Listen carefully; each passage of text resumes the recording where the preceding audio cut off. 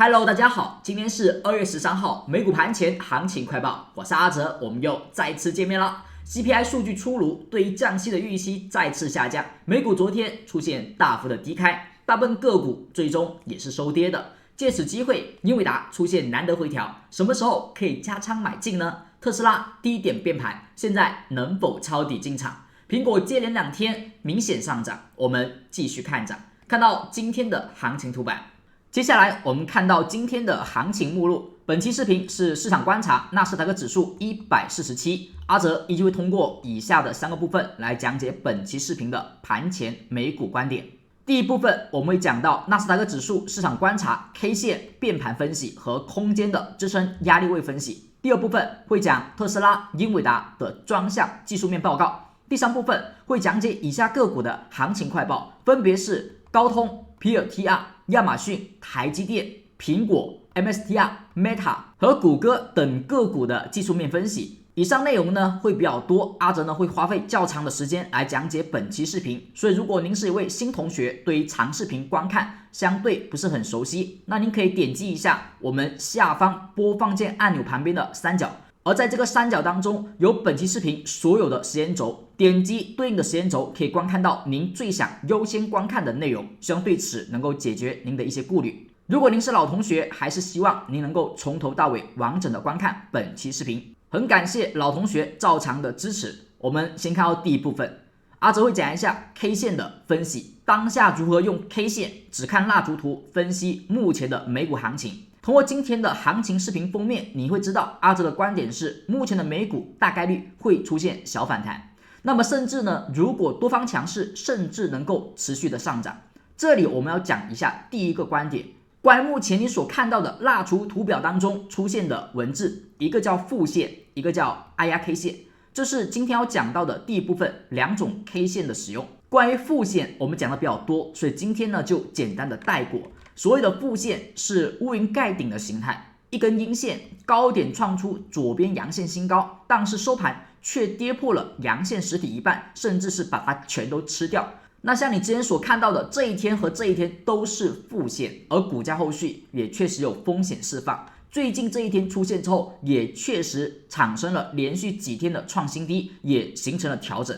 而关于负线的出现不一定每次都是下跌的，比如说这一次股价后续就是上涨，甚至呢是短线大幅的跳空上涨。所以在最近的几期视频当中，我们都有讲到负线的知识点，怎么去判断后续能够继续看涨，还是依旧处于风险当中。我们需要关注负线的后一根 K 线，在负线之后第二天的 K 线为 XK 线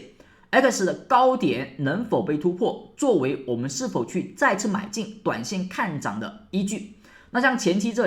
里是负线，而后 X 高点突破继续看涨，这里是负线，这里为 X 突破可以看涨，负线后为 X 突破依旧看涨，包括前期这里也是负线，而后高点突破可以看涨。那么在最近负线组合后，你会发现并没有去突破这一根 K 线的高点，所以当前的负线告诉我们还不是一个多头重新回归的日子。而在突破 XK 线高点之前，阿德对于后续任何的上涨都以反弹来看待，因为空间比较小，所以呢阿德认为哪怕有上涨也只是小反弹，除非能够突破 XK 线的高点，那么才有机会走出持续的上涨。这也是对于封面的小反弹做了一个解释。那为什么阿哲会认为这一天开始后会有反弹？昨天市场当中因为 CPI 数据的原因大幅的低开，但是我们会发现低开之后基本就是盘中的低点附近，而后全天缓慢震荡的上涨，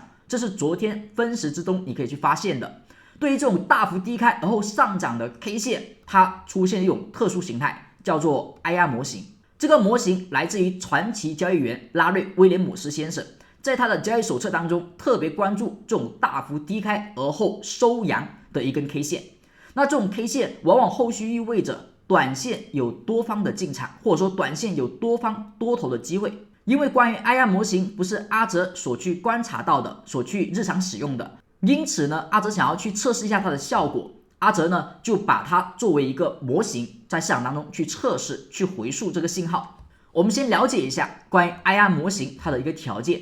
这个条件呢，阿哲略有增加，让它变得更加严格、更加有效。第一个条件，我们需要看到股价是处于下跌当中，2号 K 线它的收盘价要比1号 K 线的收盘降低，也就是说1和2之间的关系应该是下跌的。第二个条件，3号 K 线它的开盘价，注意了是开盘价，开盘价要比2号 K 线的最低价都还要低，也就是说在开盘的时候它出现了一个跳空行为。第三个条件是3号 K 线的收盘价要比2号 K 线的最低价升高了，也就是说它一个大幅跳空，相对跳空之后盘中有上涨，收盘在昨天最低价之上，构成这个结构就属于 IR 模型。那我们将这一个模型定义为日内的砸盘。很多时候为什么这里会说 IR， 就是很多人以为这里是下跌的，当出现这种 K 线之后，在低开之后立马去割肉，或立马卖出，或看空，但盘中却回升，后续甚至可能会上升，甚至是个低点。所以很多人在看到这种 K 线后续的走势会拍大腿，会喊出 IR 这样的一个语气。所以这个模型我们叫做 IR 模型。而关于这个模型的测试，阿哲呢选取了纳斯达克指数的数据，从2019年到现在3天内上涨的概率，数据显示是 66.6%， 因为这是个短线的砸盘行为，所以我们一般呢把握短线机会就看3天，3天内它上涨的概率是 66.6%， 平均上涨呢是 0.87%。我们看到这个数据最大的一个涨幅是 2.80%， 而相对也不是说没亏损，它也有失败的 33.33%， 而这种失败的时候负的 0.79%， 这就是它这个数据在纳斯达克指数19年到现在的表现。阿哲呢也试了一下，拿纳斯达克指数10年的数据去跑，以及呢全部的数据去跑，基本上它的一个上涨概率3天内都能够达到 60% 以上。只是呢在19年以来数据呢会变得更好一点，大概是多出了4-5个点的成功率。所以通过大数据的统计和去这个回溯，我们知道出现 IR 模型在纳指上，在美股上，你有60%左右的概率能够把握到短线的上涨。那么我们知道传统指标的信号确认，哪怕用到极致，也基本不会超过 45%。所以这种 K 线信号在当前的美股市场出现，我们可以有很大的概率，或者说很大的希望，期待它后续会有反弹产生。现在我们所看到是纳斯达克指数的日线图表，对于这种 K 线其实不难寻找，我们只要找到一根低开高走的 K 线，你就有概率找到这样的 IR 模型。像最近这一天为什么叫 IR 模型？我们看到昨天它是否是收盘在降低，它昨天是下跌的，昨天下跌之后，这一天的阳线开盘价比昨天的最低价低了，收盘价收在昨天的最低价之上，所以它是一个 IR 模型。那么之前有出现过吗？像这一天是否也是 IR 模型？价格的开盘价在昨天阴线的最低价之下，而后它的收盘价在阴线的最低价之上，它也是 IR 模型。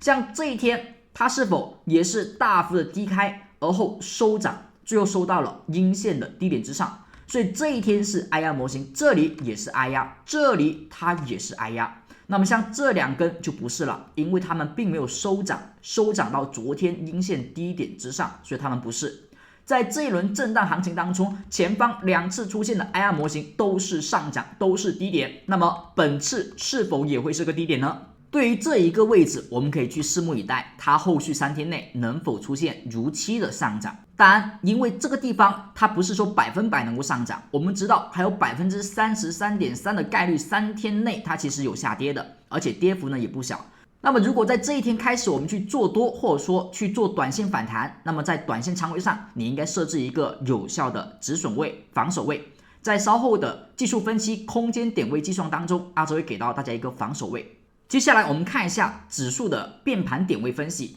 下方的 BBD 指标我们曾经呢多次在个股的讲解当中有用到，那么它其实对于指数也能够去提供一些帮助和研判。怎么去看到它的资金变盘呢？当股价出现下跌时，只要是下穿，那么我们就认为这一天所对应的 K 线它容易是低点变盘，股价上涨后下跌，而跌到这里一天大跌见到低点开始反弹，是否是一个低点变盘？而价格在上涨当中如果出现了上穿，我们也认为是上涨当中的变盘点，它容易呢是一个高点变盘，但假如股价能够去突破它，那么我们认为这个位置它将会延续上涨。而像近期你所看到的变盘点，比如说像这一天的下穿，它是否为低点变盘，目前并没有去跌破它，而它的高点也有所压力，没有被有效的突破。包括这一天股价上涨的上穿底下的资金轴是否出现了零轴的上穿，那么上穿这一天它也作为关键的变盘 K 线，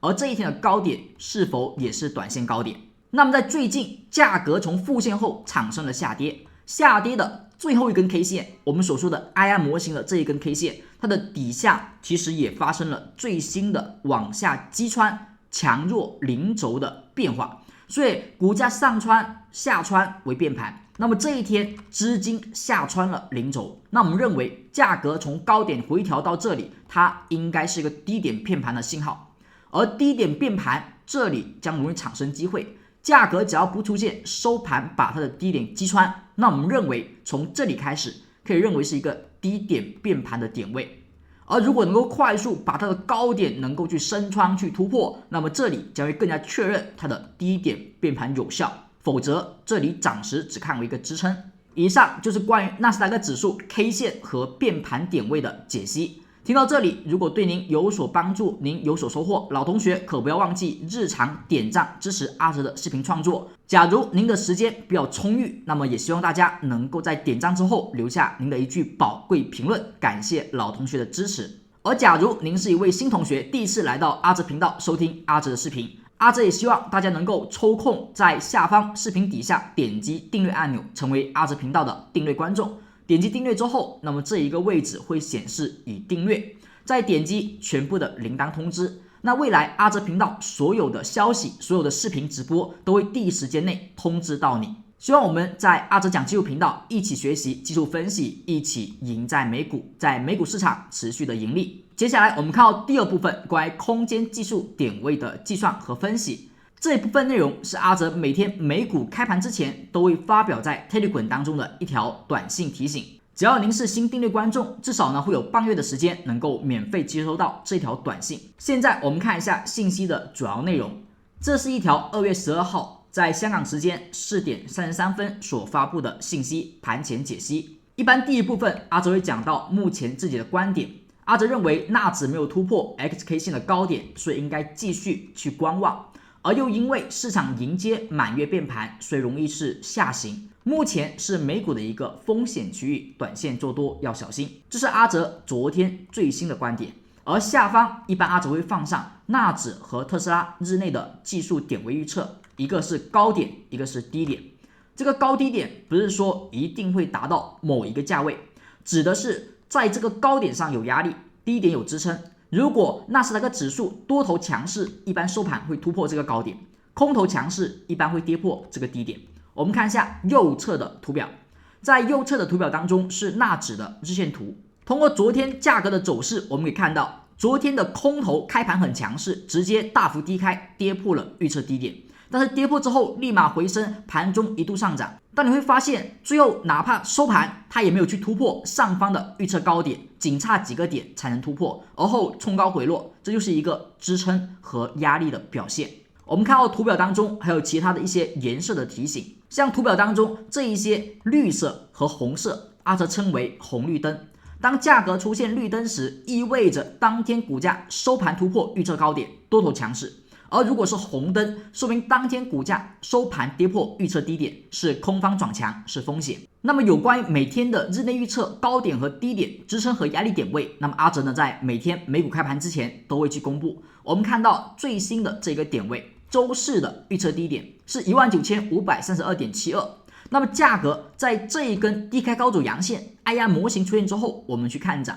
但是你不能够盲目的做多，我们需要设置一个短线博弈反弹的支撑或者说防守位。那么这个价位呢，就是周四的预测低点。如果周四收盘把它给跌破了，那么说明这个位置空方还是保持强势，就要小心了，它会出现红灯 K 线。所以只要周四不跌破这个价位，那么价格不管是回落还是上涨，我们依旧保持目前的观点，这个位置将是一个短线低点，后续容易迎接小反弹，而小反弹的产生能否去突破 XK 线的高点，将是后续关注的一个动能结果。以上内容就是阿哲对纳斯达克指数分析的一个结果，当下市场亦有小反弹，但是最后的力度要关注 XK 线高点能否突破。听到这里，阿哲提醒一下，如果您是新订阅的观众，第一次来到阿哲频道，您可能在订阅之后还不知道怎么去领取到每天盘前的这些点位。今天的告诉你了，那明天，那下周的呢？所以如果您想要时刻每天盘前得到这个点位，以及一些阿哲日常即时的观点，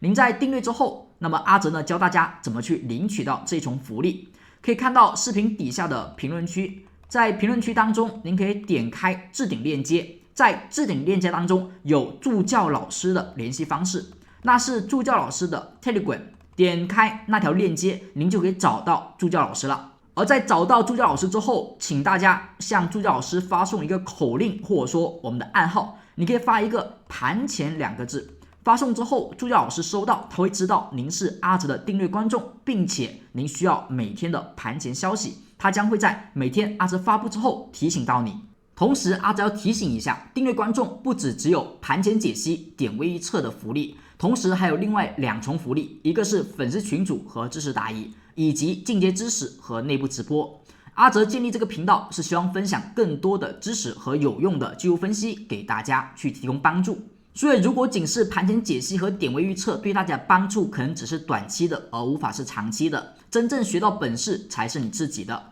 所以在每一周我们都有安排进阶知识和专门的直播课程去讲解技术分析的知识使用，包括还配套有专门的粉丝群组学习小组来对于每天的学习知识进行答疑。那么希望这3重福利能够让我们新订阅的同学能够快速的进步和对于技术分析的学习有所帮助。但这里阿哲要提醒，这个粉丝群组学习小组不是每位同学都有资格都有机会去进入，它呢有一定的门槛，它需要大家认真学习每一场直播，每一节课程学习之后完成好作业，才有机会进入到粉丝群组。现在我们看到本周的课表，本周2月10号到2月14号这5天时间有5节内部课程。像昨天我们所说的满月变盘，是阿哲呢在时间分析课程当中讲到的月相预测术。如果您对于预测感兴趣，那么您也可以找到助教老师拿一下昨天课程的回放和之前课程的回放。而在每一节课程当中，我们在教学知识之后，每一位老师都会留下一份课后的作业，而这一份作业很关键，它会考验大家是否真的认真听课以及学会了这一个方法没有。在您听了1节课并且完成一些作业之后，您把作业交给助教老师，助教老师会进行批改和打分，而后确认您是否有这个资格进入到粉丝群组学习小组。所以希望大家能够认真学习，尽快的每个同学都能够进入到学习小组当中。以上就是纳斯达克指数市场观察。接下来我们看到第2部分，关于特斯拉和英伟达的技术面分析。我们先看到特斯拉的时间分析。在上期视频当中，我们讲到一个6个6的窗口会产生中期的变盘点，那么以此呢，我们得到在本周周三的时候，市场会来到一个变盘点附近。那关于这个变盘点的使用，如果您感兴趣，可以看一下上期视频，阿哲讲的呢比较详细。本期视频呢就简单带过。所谓6的窗口会产生变盘点，是从前期的这个低点以来，阿哲发现的一个规律和周期。市场每到一个6的窗口，容易产生中期的变盘点。你会发现，在特斯拉所重要的高低点附近，其实都是6的窗口前后。这是6的窗口第一种使用技巧。那么关于第2条是，如果1到6的窗口之间运行时有出现加速，那么变盘点呢会增加，或者说变盘点呢会提前。比如说价格在6的窗口的位置会产生中期变盘点。那假如在1到6的运行当中，你会发现1到3和4之间是产生了加速，有单边的上涨，那么这时候变盘点会增加，增加的变盘点一般会落到3和4之间。那像前期这里这个位置是1的窗口，1的窗口到6的窗口中间，你会发现有一个加速的下跌行为，下跌当中有一个跳空缺口，有明显的加速，而后股价的运动就产生多了一个变盘点，在3和4之间出现了一个中期变盘点，包括在这一个1以及到这个6之间也是如此。价格的上涨出现了加速，明显的大阳，明显的跳空，那么这之中呢就产生多了一个变盘点，就是3和4之间产生了变盘。而最近也是如此，价格在下跌途中很明显，这个1的位置和到4的位置是不是产生了加速的下跌行为？那么加速下跌，按照之前的规律和周期来看，它的变盘点将容易落在3和4的周期，而3后还在下跌，而到4的位置，我们认为将容易产生中期变盘点。所以按照目前的时间预测来说，特斯拉来到了重要的关口附近。但这里要提醒一句，在时间遇到了低点变盘或高点变盘之后，一般我们需要有所确认。比如说像前期到达了高点变盘附近，后续出现了明显的下跌，确认高点变盘有效。那么现在股价如果下跌，你也要去确认下跌的变盘有效。像前期这里股价出现了明显下跌，在4的窗口这里怎么确认的低点变盘有效呢？是一个明显的上涨行为。而当前的特斯拉虽然也来到了变盘点，但只是一根小小的阳线，还不是一个明确的确认信号，所以目前我们需要等待价格出现一个明确的上涨，来确定这里是一个低点变盘。接下来我们看到空间预测方面，在空间上，我们上期视频给到了3个点位：341.46、324.24、306.34。而特斯拉最近的下跌当中，最长的这根阴线，也就是周2的 K 线，它的低点应该是在325附近，如果阿哲没有记错的话，离324呢差了$1左右。那么目前的股价离空间价位较近，受到了支撑，而后产生了反弹，出现了一根阳线。那这根阳线是否能够确定是支撑有效的止跌呢？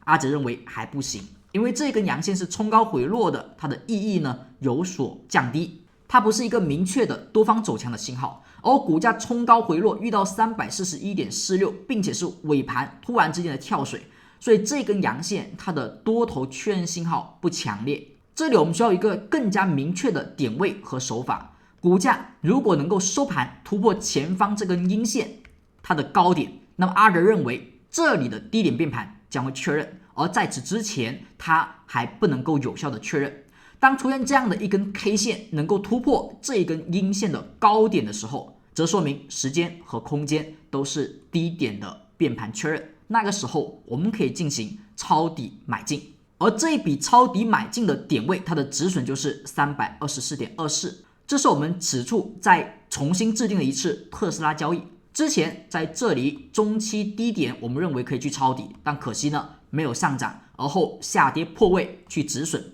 在连续下跌之后，到了这个点位，阿哲认为又是时间和空间上的重要点位。那么这里一旦突破这一根阴线的高点，那我们认为价格应该给到一次抄底买进的时机。这也是阿哲在特斯拉上最新的交易策略，希望给大家能够有一些思考和一些帮助。接下来我们看到特斯拉的资金和动能分析，来看一下短线上资金和动能有什么看法。现在我们所看到的上方是特斯拉的动能 K 线，下方是 BBD 的资金。近期的特斯拉在下跌当中是连续多次的红灯产生，那么红灯就是日内预测的低点被跌破了，这是要小心的。而其中呢也出现过2次的绿灯，而这种绿灯呢属于在下跌途中多方的突然走强，我们可以认为它是一种骗线行为。当时我们有说过这2个买点如何去规避，它不是一个比较好的买点。一个不能买进的原因，它是一根阴线，阴线不能随便买进。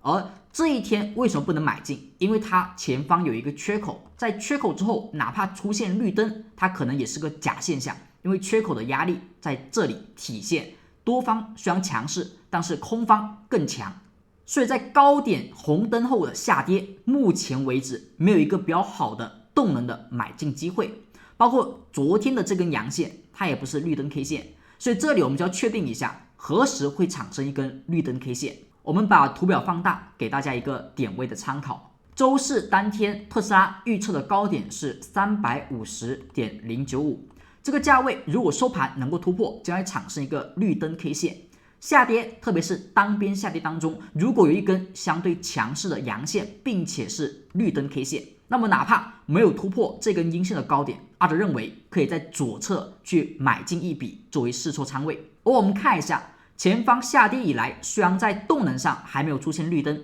但是在资金上却出现了连续流出的首根流进。我们说首根流进 K 线，它也容易是关键 K 线，如果股价能够突破它的高点，也同样可以作为买进的信号。像前方价格下跌，资金流出，流出的时候下穿的这一天 K 线为低点变盘，但是它的低点被快速的跌破，而不能够回归，反而产生压力，所以这里延续下跌的提醒很明确。而下跌途中连续流出首根流进是它的低点也被跌破，它的高点也没突破，所以股价特斯拉本次一路的下跌，一直的下跌，止都止不住。那么跌到这里，走到这里，我们就看到又是一根关键 K 线，它的低点不能被跌破，它的高点理应被突破，而且最好是实体阳线突破，千万不要是十日星或高开低走的阴线突破。以上就是特斯拉空间、时间、资金、动能4个维度的分析。接下来我们看到英伟达，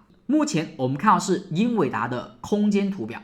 在前期股价下跌时，阿哲呢给到了一个支撑位是116，价格下跌而后反弹，反弹过程当中有2个空间价位要注意了，一个是 130.75， 它呢是前方左侧高点阴线的区间上沿，而后还有一个就是阴线区间的中轴 126.87， 价格目前连续的阳线突破了这个上沿，而后出现2天略微的回调，而这2天都是假阳线。目前假阳线出现回落之后没有跌破 130.75， 它的回调当前也还算是强势的，但目前还没有出现一个再次止跌启动的信号，所以加仓点位还不明确。但我们知道 130.75 目前没跌破，如果在未跌破 130.75 之前出现了收阳突破假阳的高点，我们依旧可以认为它的止跌是有效的，股价的调整到这里可以去博弈再次的启动机会，再次的去向上去试探 136.98 的压力。当然了，如果这里没有去突破，反而继续的下跌，你就要看一下在 126.87 这个位置会否出现止跌而后启动买入的机会。这是关于英伟达空间上的支撑点位如何去使用，我们以此呢去观察在哪里能够止跌产生加仓机会。目前的英伟达依旧是领涨的地位，依旧呢是强势的行情。接下来我们看到英伟达的资金和动能上的表现。从动能上看，之前的价格从低位出现了连续的上涨，而其中呢有多次出现了绿灯 K 线，但在这一根最后的高点为绿灯 K 线之后，价格产生了回落。回落过程当中我们要小心，在回落过程当中要小心红灯的产生，因为股价在上涨时遇到红灯往往就是风险，一旦有红灯出现，它可能就预示着空方又再次占领了优势，我们当前要小心红灯的出现。所以这里呢，阿哲把今天容易产生红灯的点位告诉大家，也就是周四英伟达日内预测低点，这个点位是 128.53， 当价格走势今天的下跌或调整，它只要不跌破这个价位就还不是红灯，而如果出现了红灯就要小心由多转空，而只要每天的调整它不出现红灯，那么这种调整就还属于可控的范围，多头就还是强势的，空头就还没有再次的反转。而我们再看到资金层面，价格上涨，资金流进，但是在最近出现了一根流出 K 线，连续的流进后的流出也是关键 K 线，跟前面一样，连续流出后的流进，这一天出现了低点，而后突破产生了延续的上涨。那目前上涨后出现了回落，回落过程当中出现首根流出 K 线，它也是关键的低点支撑。如果这一天的低点被收盘所有效跌破，那么下一个变盘点就要看到资金下穿零轴的低点变盘。所以希望这一天的最低点能够有支撑不跌破，那么英伟达的调整到此就依旧是强势的，一旦启动将会再有一个买点。以上是第二部分特斯拉英伟达的专题分析。接下来我们看到第三部分，关于以下个股高通、皮尔提亚、亚马逊、台积电、苹果、MSTR、Meta、谷歌的行情快报，阿哲会通过资金和动能2个层面去进行短线的个股分析。现在我们来到第一只个股高通，当下我们所看到是高通的日线图表，在股价上涨后出现了震荡行情，它整体呢是一个震荡的区间，有点往下的震荡下跌。那么在 K 线上，我们看到昨天的 K 线是一个红灯 K 线，也就是说昨天高通日内预测的短线低点已经被跌破。这里要注意的是，短线高通空头开始占优。从资金层面来看，价格从高位出现回落，而资金呢是流出的。哪一天是下穿 K 线？是这一天，它的低点当前没有被有效的跌破。阿哲把这个痕迹清除一下，更加干净，容易看到一些。这一天是下穿 K 线，而后它的低点到目前为止没有被跌破，而它的高点呢也没有出现有效的突破，所以高通整体还是震荡的。在震荡行情下，这里要小心出现一根收盘价有效跌破高通前方变盘低点的 K 线，一旦出现，这里将意味着还有下跌产生。而如果这里并没有出现一根有效的跌破，那么这种红灯 K 线在震荡行情当中，往往空头力量不足，它一旦出现，反而容易见到低点。所以你会发现，在震荡的市场当中，出现绿灯时，一般容易出现震荡高点；出现红灯时，震荡低点；绿灯时震荡高点，红灯时如果依旧维持震荡，那么这一天它很容易又是一个震荡低点。而如果这一天不是震荡低点，反而再次出现红灯或下跌，把前面低点跌破，那么这里将说明空方有点强势，会摆脱这个高位的震荡区间，将容易向下行走。所以这是目前高通所要小心的。昨天出现了一根红灯 K 线。下一只个股我们看到 PLTR 最近的走势还是比较强劲的，一直的上涨，一直呢资金也在零轴之上，表示为强势区。那么我们看到动能 K 线，前面这里是绿灯红灯绿灯，我们说当这个红绿灯频繁转换时，它容易是变盘点。像最近又来了绿灯红灯绿灯，当这个红绿灯频繁转换时，说明它目前的多空是徘徊的，是不确定的，它容易是一个变盘点。所以在红绿灯的连续转换之后，下一根 K 线它对于短线有预知性。如果在红绿灯这种交集出现连续3天产生之后，下一根是冲高回落或者说是下跌的 K 线，一般预示后续的行情整体应该是空方走强，或者说整体应该是看跌的。所以你会看到最近3天虽然没有明显的下跌，但整体呢是震荡的。而我们看到最近又出现了绿灯红灯绿灯，当前又进入到了一个多空徘徊并没有明确方向的点位。所以在今天周四 PLTR 将是一个关注点，如果今天价格能够收涨，最好是上涨阳线，那么将意味着短线依旧可以看涨。如果收跌，则说明接下来最好它也可能是震荡，而比较坏的就是下跌行情。虽然这一个变盘点的判断不是100%的，但是它的概率性还是蛮大的。所以阿哲呢，很多时候会关注这种连续红绿灯转换的行情。相对好的一点是，目前的绿灯是比红灯的频率要高的，绿灯说明多方比较强，所以当前的绿灯比红灯多，所以多方比空方还是要略强一些。假如您是 PLTR 相对买进较长时间，或者说您做的不是短线而是波段，那这里呢，阿哲也可以认为您可以把前方的这一根阳线实体大阳作为防守位，它不跌破这个实体大阳，那么整体来讲都是短线的调整。对于波段行情，阿哲认为问题不大，不会影响到它的上涨走势。而假如有一天 PLTR 把这一根阳线给跌破，那么从目前来讲将会破坏一个波段的良好上行，那么就是一个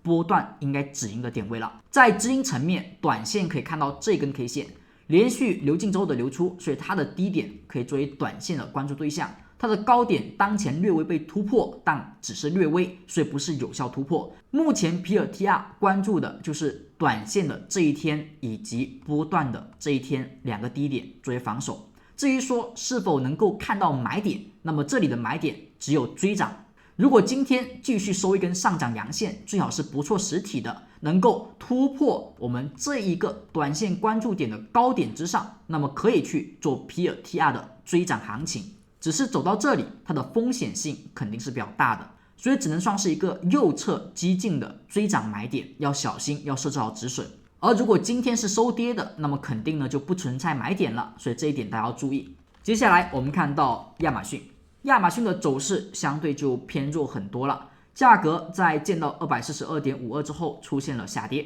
下跌途中呢，资金的表现是有下穿的。哪一天是下穿？这一天是下穿。资金出现了下穿的 K 线，那么下穿这一天，我们说有可能是调整的低点变盘，但可惜它的低点被快速的跌破，而且应该是有效的，因为它是一个跳空低开低走的跌破。那么跌破之后，目前有点想要再次创新低的感觉，有点重心持续下移。在低点变盘 K 线的破位之后，目前我们就要关注连续流出之后何时会出现首根的流进 K 线。连续流出首根流进 K 线是关注对象，这一天的低点和高点也可以作为支撑压力，跌破是风险，突破是机会，目前还没出现，并且红绿灯显示当前是红灯，那么它目前是空方占优，资金和动能 K 线都没有表现出买进或止跌的迹象，就还要继续去关注，继续跟踪。那么这里阿哲给大家去讲一下亚马逊周四的预测高点，它的压力。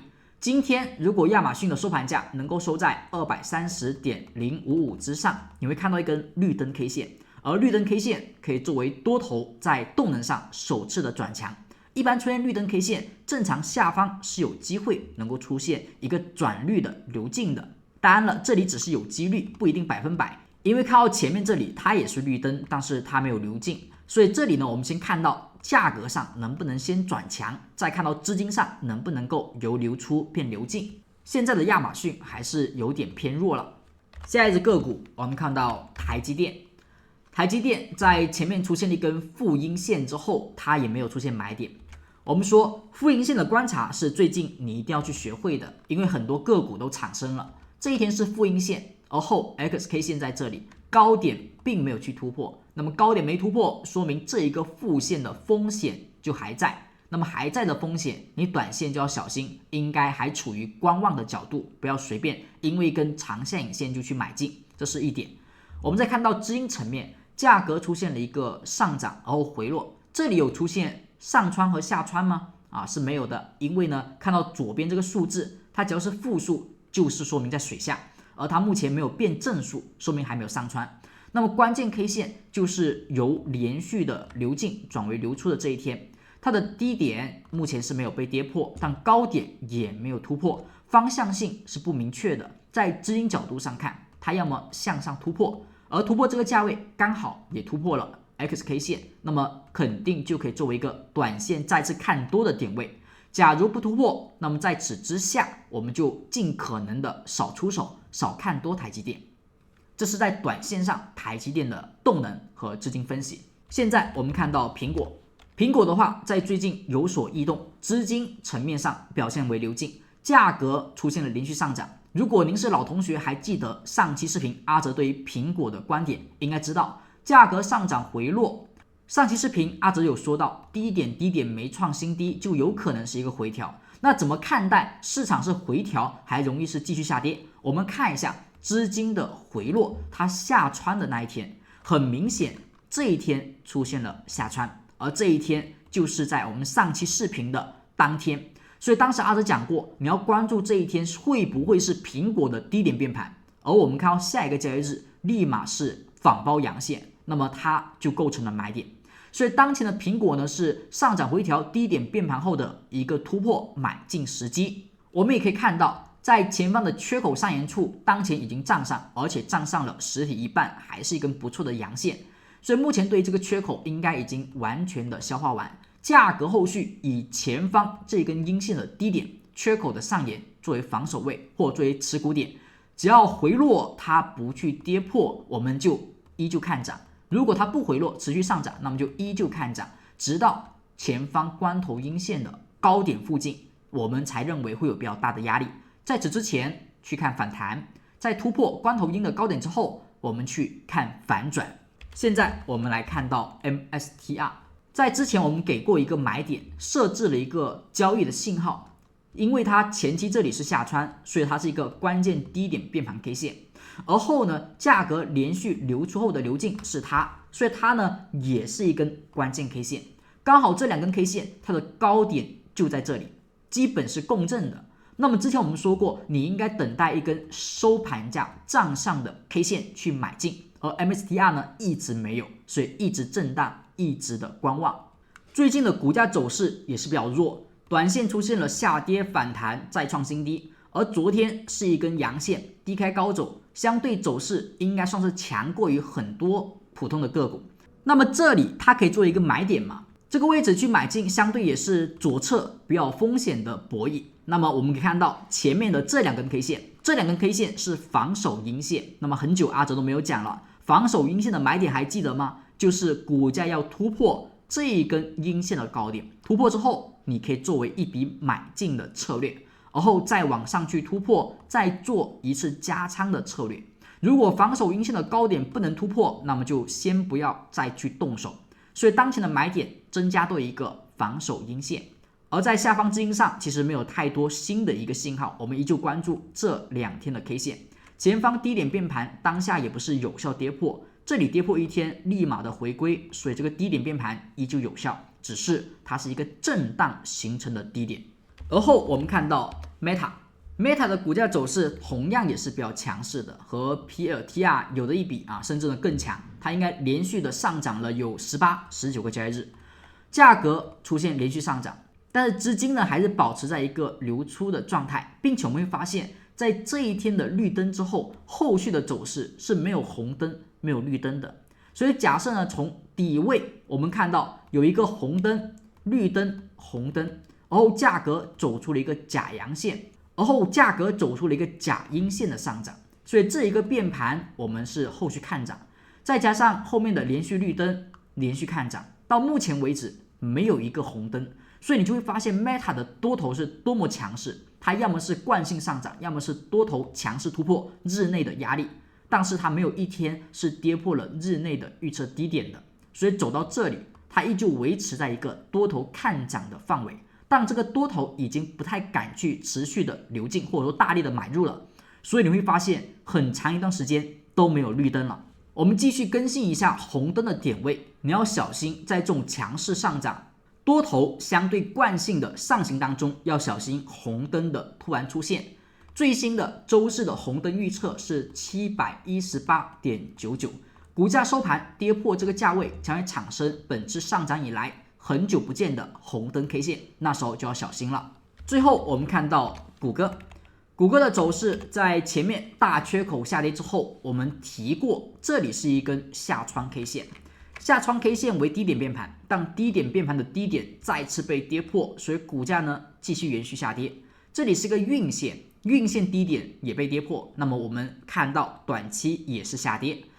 当前的运线最低的下沿还未被跌破，所以你不能够完全去说这个运线后就一定会往下走，当前还属于一个下跌后的震荡区间，只是前方的低点变盘确实被有效跌破了。所以当下我们要看到新的信号，连续流出之后流进的是它的低点被10日线跌破，10日线跌破不是有效跌破，所以可以去关注一下这一根最新的关键 K 线。价格下跌的过程当中，一般看2个点，一个是下穿，一个是连续流出后的流进。所以目前看到这一天高点能不能被突破，能被突破再看它运线上沿能不能被突破，如果能够持续的往上突破，才有机会我们说去修复前面谷歌的跳空下跌缺口。在这2个动作出现之前，那么所有的止跌，所有的上涨都是反弹，都不能够足以认为它会上行。而在这根关键 K 线底下，如果收盘都收不上去的话，那么它就很弱了，就不要随便的去买进所谓的抄底，当前根本没有出现这种信号。想要抄底，想要去看涨，至少得要等到这样的一根 K 线突破产生再去考虑。以上就是2月13号美股盘前行情快报。那么阿哲的观点再次重申，目前美股大概率要出现小反弹，至于它的力度，关注 XK 线能否突破，突破则反弹力度变强，甚至有可能反转，不能突破则继续小心后续市场下行的风险。以上是阿哲本期对于市场的观点和个股的解析，希望对大家有所帮助，能够引发您的一些思考。更多精彩内容我们下期再见，拜拜。